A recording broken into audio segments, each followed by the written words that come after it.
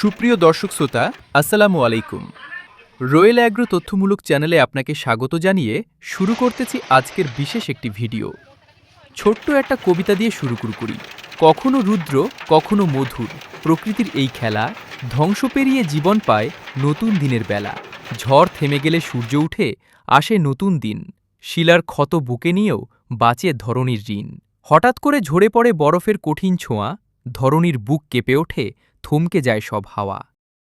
কিছুদিন আগে আমাদের এই দিকে ভারী শিলা বৃষ্টির কারণে মানুষের বাসা বাড়িসহ ফসলের অনেক ক্ষয়ক্ষতি হয়।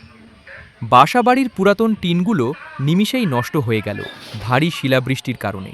শিলাবৃষ্টি পরিবেশের জন্য ক্ষতি হলেও এখানে মানুষের কোনো কিছুই করার নেই। ভারী শিলাবৃষ্টির কারণে বিশেষ করে টমেটো ক্ষেতের অনেক ক্ষয়ক্ষতি হয়েছে। এতে করে কৃষক ভাইদের অনেক পরিমাণে লস ও ক্ষয়ক্ষতির শিকার হতে হয়। এই যে টমেটো ক্ষেতে যে টমেটোর গাছগুলো দেখতে পারিতেছেন, এই গাছগুলো বয়স বেশি দিন না। এই গাছগুলো থেকে আরও দীর্ঘদিন ধরে ফসল সংগ্রহ করা যেত, কিন্তু শিলাবৃষ্টির কারণে গাছের অবস্থা একেবারে খারাপ পর্যায়ে চলে গেছে। এই গাছগুলো থেকে স্বাভাবিক ফল সংগ্রহ করা সম্ভব না।